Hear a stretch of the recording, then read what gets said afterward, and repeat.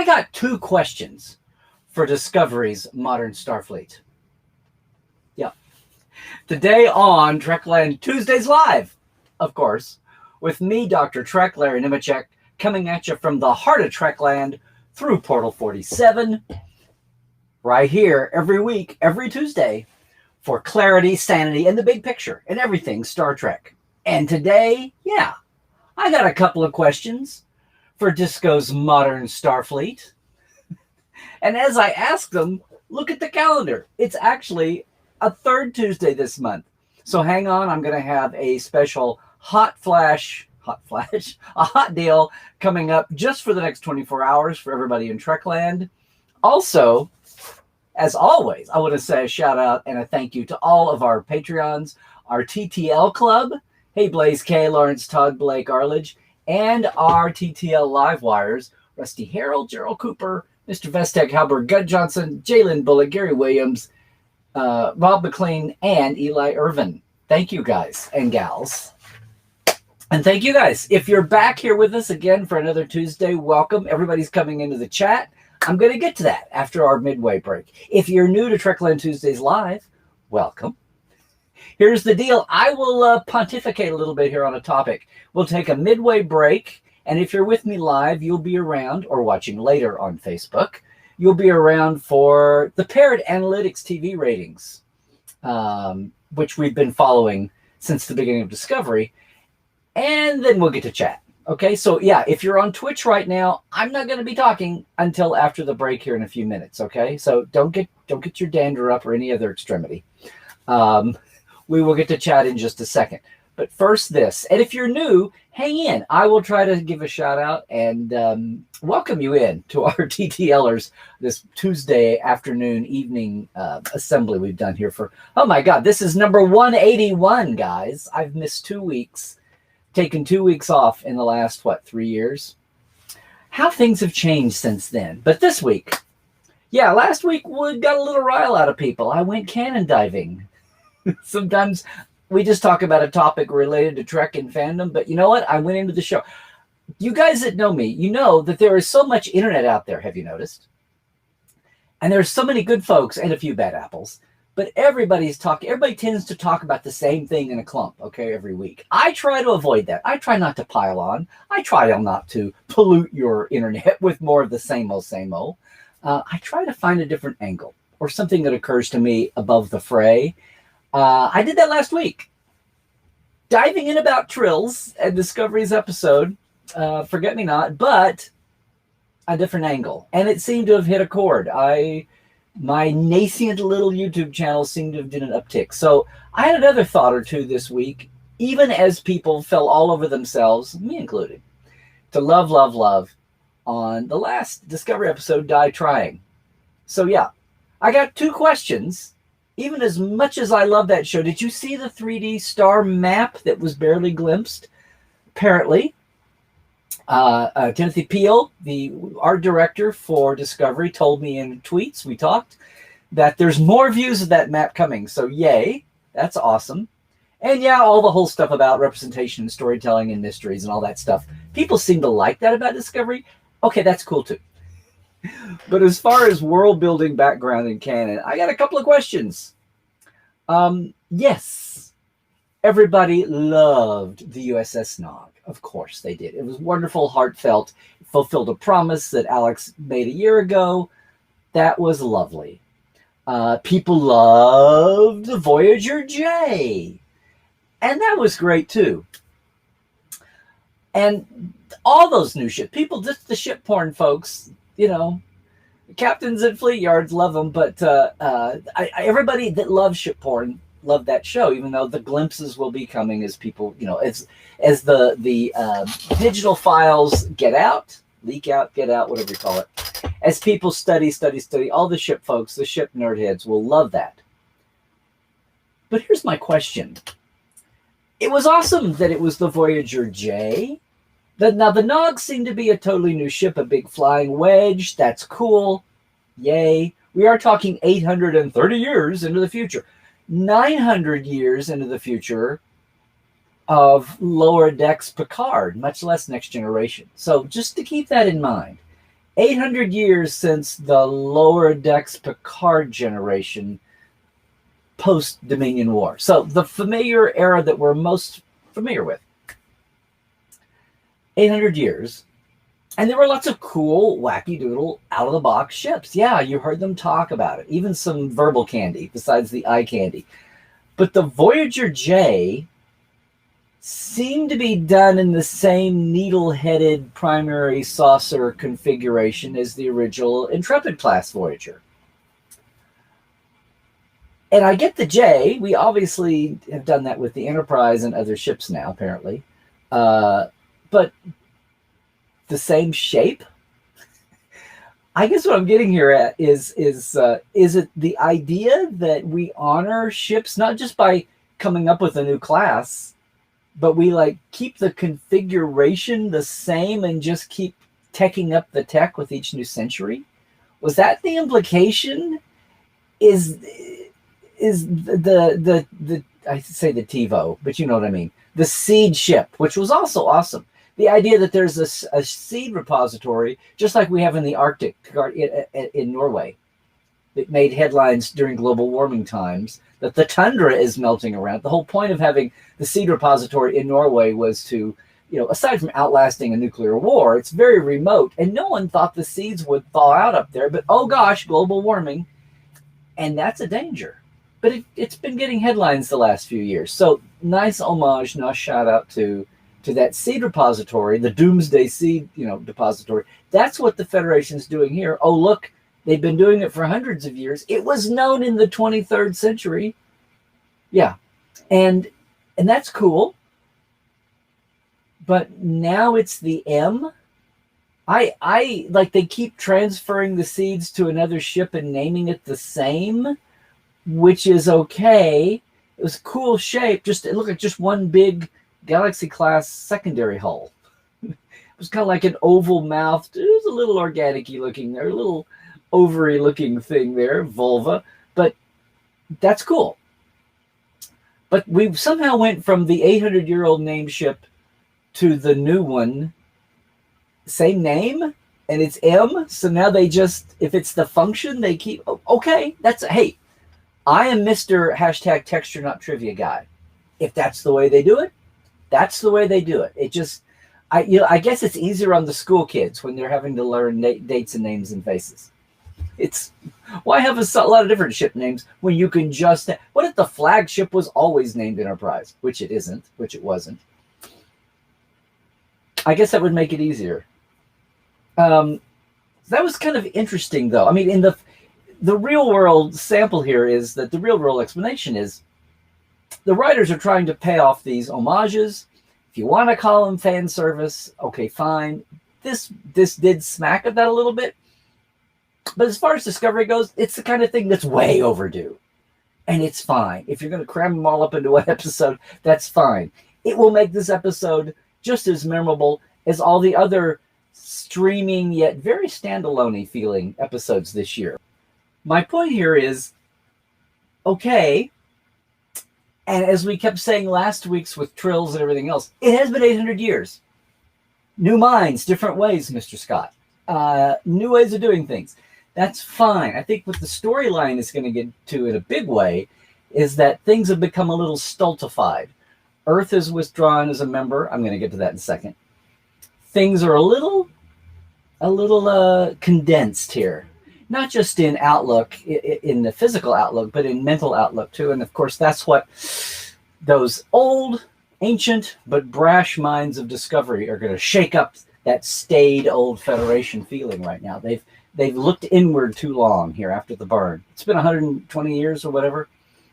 I get it. That's part of the cycle. What's funny is how it's played out in these other iterations. But back to the Voyager, this isn't just a matter of 120 years. This is about, they've kept it consistent through. Maybe the J was a huge throwback to the original. Maybe whatever the hell class it is, and maybe it's out there somewhere. Maybe the Voyager-J class is meant to be an homage to the Intrepid class. Who knows?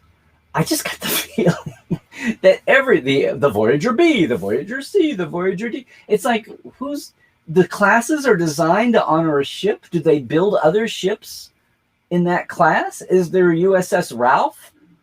But it just happens to be the same design. I don't know. I'm a little confused. In the feel good of the moment, it was cool. I wouldn't take that away from anybody. I'm not knocking anything. I'm just thinking of the next ramification or two. Did every ship named Voyager, given a letter, A through J, look the same? Only with just more newer updates of tech ladled on, slathered onto it? I don't know. It just tickled me, guys. It just tickled me. The same thing with the seed depository. It was M. I don't know.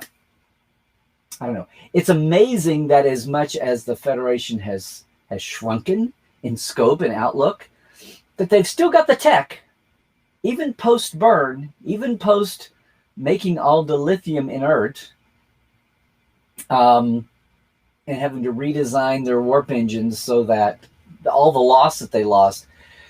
Here's the thing, guys. If dilithium goes inert and they lost the fleet, every dilithium burning ship blew up, matter or antimatter, unless something changed over the centuries, but matter, antimatter, that reaction, that pure reaction, it's like, gasoline oxygenizing when it's ignited, oxygenizing.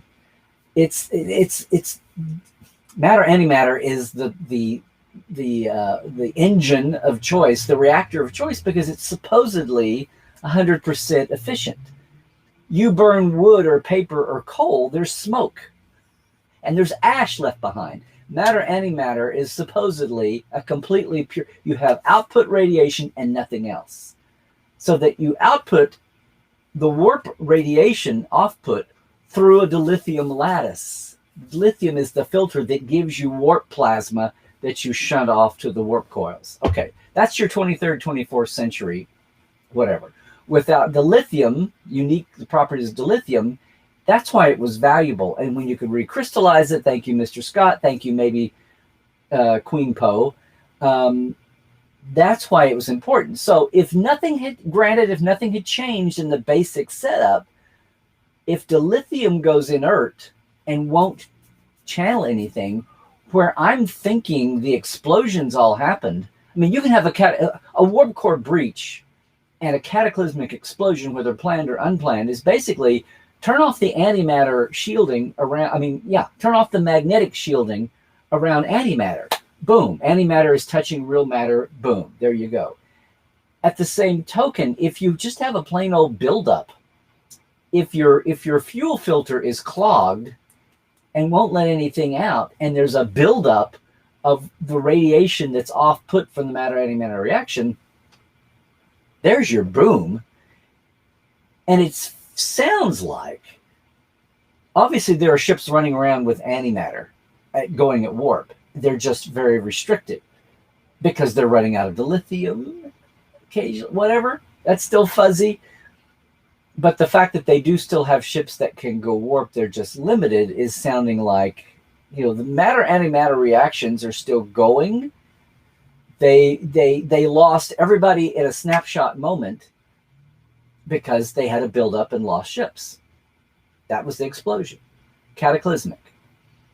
Ships afterwards are able to do that, but at the risk of, is there another burn? What made the first one? Okay, that's part of the mystery here. We don't know. Was it nefarious? Was it natural? That seems weird. Was it somebody's flipping a switch? We'll see. Was it an accident? We'll see. But as far as matter, antimatter, and dilithium's role in that reaction, fine. A lot of people brought up the Romulan ship. The quantum singularity. Well, the quantum singularity is like a mini black hole. It sounds to me, and I was going to check some sources, it sounds to me like that's taking the place of the matter-antimatter reaction, but the output of that is still channeled through dilithium, because the Romulans were mining dilithium on Reman, if nothing else. So, with the Remans, so on Remus. So yeah, everybody that was doing that, unless you had a completely radical propulsion system that wasn't harnessing that at all, because the whole point of that was to channel through coils and make a warp field, a subspace bubble that lets you fold through, double your space. Anyway, that was a sidebar. That's a question too, but that's a question we're going to get. My question was, number one, to the modern Starfleet was, when you decide to, when you retire a jersey, I don't know. It's like, do you keep making that jersey with that number and just not giving it to anybody? Letting players have it, but you put I don't know. The idea that the Voyager looked exactly the same as the original Voyager just threw me a little bit. I didn't know what the implication was there. But here's the other question. Now, there could be colonies.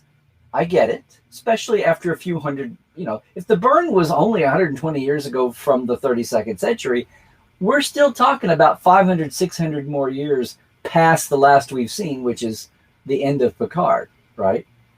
There's still 500 more years of development to go. Colonize, outreach, expansion to the peak until peak Federation, until the burn Federation. But if Earth is no longer a member and has turned inward and gotten very xenophobic and very planetalistic, there sure are an awful lot of humans still in Starfleet, from the Commander-in-Chief Admiral on down. I mean, we saw some random, we didn't even see Vulcans or Andorian that I saw. There might have been some. I wasn't looking for this. I haven't made my deep pass yet.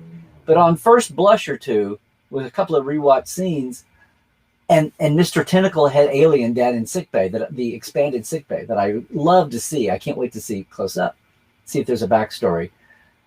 Other than that, 95% of everyone we saw running around the Starfleet HQ combined with Federation HQ is human, which is awesome. It's not an error. It's not a mistake. Obviously, it's not that Earth withdrew from the Federation as a member. It's that Earth and a chunk of humanity did, but a lot of humanity, a lot of human beings did not.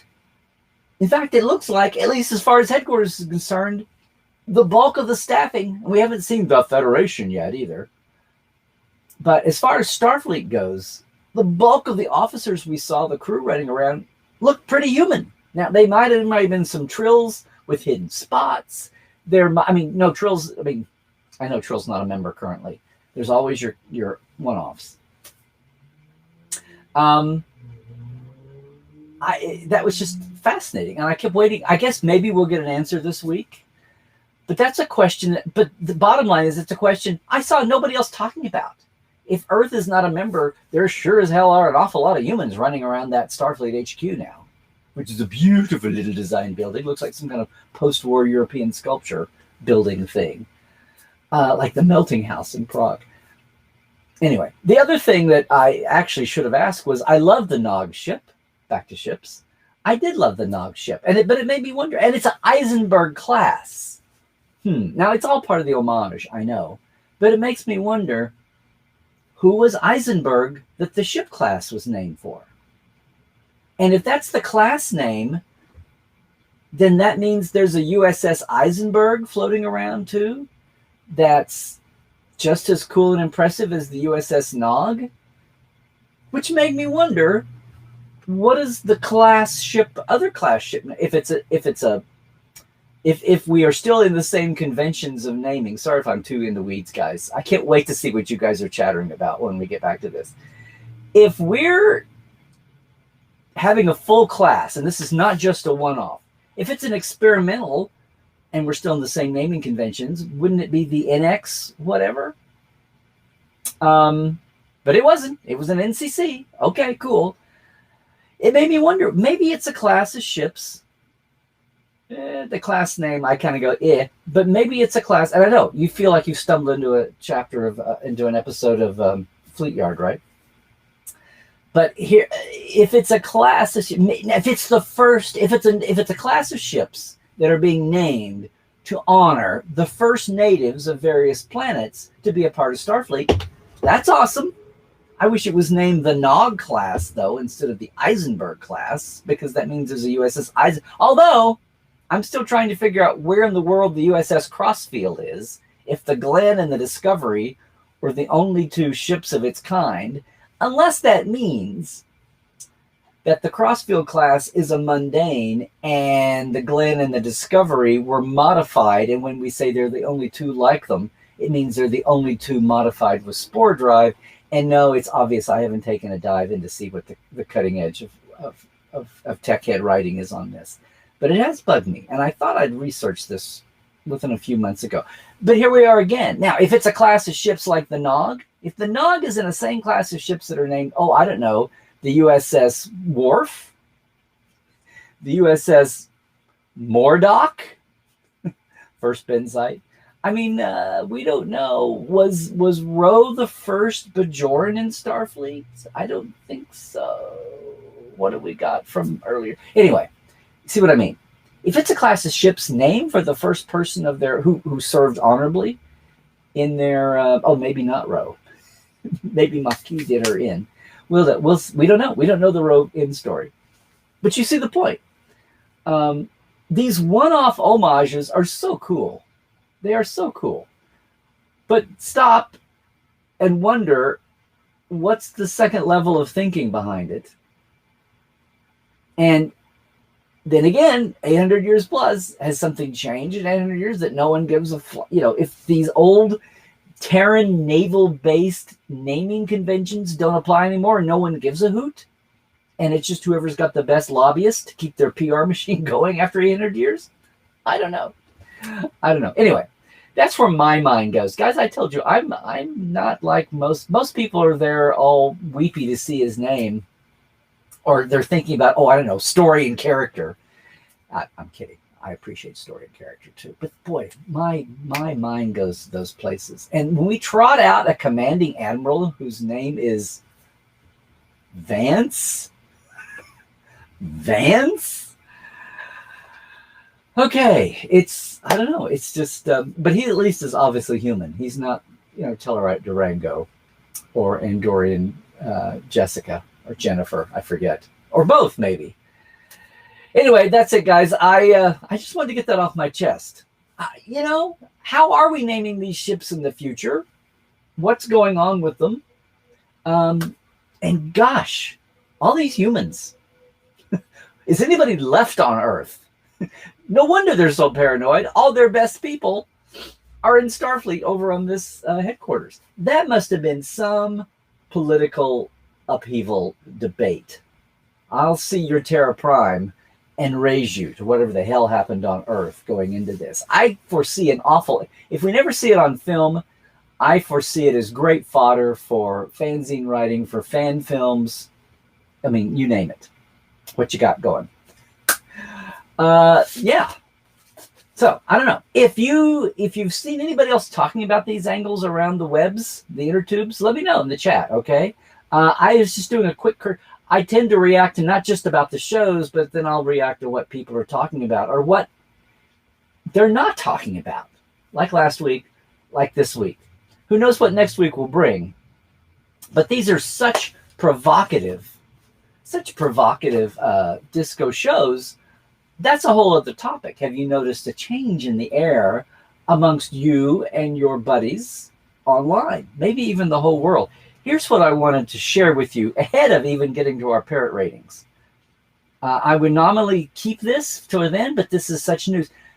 And thanks, John X, once again. This website, what's it called? There's another rating system, not nearly as complicated and copyright whatever as it's called Flix Patrol. Very interesting. Flixpatrol.com. Thank you, John X. They're monitoring all the streaming services' own sites for when they do leak out ranking information.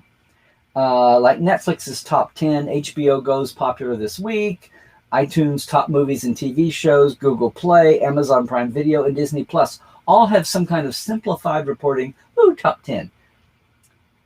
And this bunch, Flix Patrol, gives, it's kind of like the old AP college football ratings. They give 10 points for being in number 1 on any given platform, 9 points for being in number 2, all the way down to a point for being in number 10. So they give reverse order points for the rankings. So the more points, the higher you are. They've done a compilation every week. They went through those sites for all the major sites who are self-reporting, just a raw, generalized, here's our top 10 shows this week. Discovery, using that scale, and owing to the fact that it's on Netflix globally, outside the US and Canada, on their systems, Discovery was the number 5 most popular show in the world on Netflix. This is Netflix doing this for themselves. The Queen's Gambit, awesome show. The Crown, Dash and Lily, Emily in Paris, and Star Trek. Now, The Queen on this point system, if you're curious, has 736 points. The Crown, Queen's Gambit. The Crown has 656, so 730, 656, 300, big gaps. Emily in Paris, 219, and then Star Trek Discovery, 167, followed closely by Startup, 168. Then 4 in the hundreds, led by Star Trek Discovery. But it's number 5 with that point system, not just in one country, but in around the world. Several dozen of Netflix's, they don't say how many countries here in this short form, but I just want to say that Flix Patrol. Maybe we should keep an eye on them the way we do the parrots. Speaking of the parrots, let's take a midway break here. I'll be back after this break with the parrot ratings, and then we will get into chat. Did I stir anything up? Did I cause anything to come out? Did I shake anything loose? Is somebody going to correct me where I was obviously wrong? That would be awesome too. Meanwhile, I just want to say once again, thanks to all of our Patreon folks. And if you want to help us out, hey, there you go. Patreon.com/Trekland Live. Patreon's the way you can help all kinds of creatives with their projects, ongoing in an ongoing way or one-off. I have a very simple $5, $10. It's the end of the month, nearly the end of the month. And if you want to help us out here, spread the message across more platforms, get a little more sophisticated, although I like the shtick. Help us out if you feel like it. If you want to do more than that, just jump in the portal. And by the way, I want to remind everybody, we've had to postpone it twice, but we're looking good for, can you see that? December 9th for our open house for Portal 47. We're going to have the great David Carson, director of Star Trek Generations, and the DS9 pilot emissary when so much is set. Yesterday's Enterprise on Next Generation. 6 other episodes of TNG and DS9. Our open house guests, all free, December 9th now. That's a Wednesday night at 7 Pacific. I know it's bad for you Europeans. But we record them just like we do everything in the portal. This is a once-a-year chance for everybody. We open up the gates and let everybody in for free. We'll have some special deals. We'll have a little round table, too. An hour at least with David. All coming, yes, finally, on December 9th. Just go to LarryNemecek.com. Over there. Click in and you can sign up. It's totally free, guys. Please do that. And while you're at it, just a quick reminder that, yes, the Trek Files is still on hiatus. We're going to be back in a couple of weeks. You can go back and check out all 5 seasons worth of back to 125 episodes shorties. They're all 15, 20, maybe 30 minutes. Some wonderful, wonderful guests. Some of them no longer with us. The Trek Files, podcast.roddenberry.com, or just go to Facebook where you can still get all the original documents. The only podcast with paperwork. And of course, Saturday at 10 a.m. every week Pacific, 1 o'clock Eastern, 6 o'clock British time, 7 Central European. Hey, it's Life Support Live, Dr. Ali and Dr. Trek. One of us is a real doctor going boldly through uncertain times. Let's remind me that 2 special events are coming up. Aside from that, we're taking Saturday of Thanksgiving weekend off on Life Support Live. So we're going to have our 3rd watch-along special. We're going to watch First Contact with commentary by Dr. Ali and I.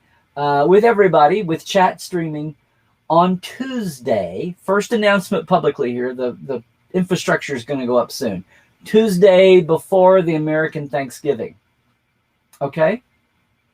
So basically a week from today, I'm going to do this, our hour here. We're going to do 1 hour, and then I'm going to click over, and then we're going to start the watch along as a special edition of Life Support Live at 2 p.m. Pacific. Okay, what is that? That's 6 Eastern, 8 British, 11 Central Europe. So hopefully everybody can squeeze in. I know it's Tuesday night. For the Americans, it's a holiday week. It's 2020 anyway. We're all a little loosey-goosey. So that'll be a lot of fun. We've been talking about doing that for a long time. Then also, here's a hot take just announced this morning. My good friend Aaron Harvey and his Infinity Trek podcast and group are going to sponsor a holodeck hangout the Friday after American Thanksgiving from noon to 3 Pacific. What is that? 3 to 6 Eastern. He's got several invited, 8 or 10 or 12 people just dropping in, having just an ongoing discussion and a discussion with our chat group too, just about stuff, discovery, and what ails you. It's called a holodeck hangout. It's going to be going on. The details are coming. I think he's just put it up. I haven't got it on my calendar yet, but I wanted you to know. Tuesday before Thanksgiving, our 2 p.m. Pacific watch along with Dr. Ali under our Life Support Live banner of First Contact. And then the Friday after Thanksgiving America, the Friday after, from noon to 3 Pacific, 3 to 6 Eastern, measure it in your years. This holodeck hangout, which is going to be just kind of open-ended and fun. I think we're going to do a little trivia, but it's mainly going to be discussion and people bopping around. And, you know, Fridays after Thanksgiving here in the States is a laid-back thing, an odd duck bird enough. 2020 has made it a whole different level of that. So looking forward to that. Yeah, it'll be Black Friday. I'm probably going to have a Black Friday special. I'll probably tell you about it next week because I'm behind. Other than that, guys, please, thank you. Thank you for dropping by here with us. Keep all that in mind. And if nothing else, if you're watching me on Instagram, if you're watching me on YouTube right now, that's my Twitter account. If you're watching me on Facebook, hey, thank you. That's my Instagram. And if you're interested, go check out portal47.net. If you want to support us, why not just jump all the way past Patreon and get right into the portal where it's like a mini con all year long? Okay? I'm going to take a break. We'll be right back for everybody watching live. And if you're watching us on Facebook, I'll be right back. If you're on YouTube, thanks a lot for checking things out. Please do all the likey, subscribey stuff. Okay? We got into it late, but we're gaining fast. Thanks again, guys, for dropping by. Another edition of Tuesdays Live, Trekland Tuesdays Live. Hope you got a little bit of something different that you're not getting everywhere else. But most of all, I implore you, I urge you, I ask you, I beg you, to stay well, stay woke, check your sources out there in this wide, crazy internet. Most of all, trek well, everybody.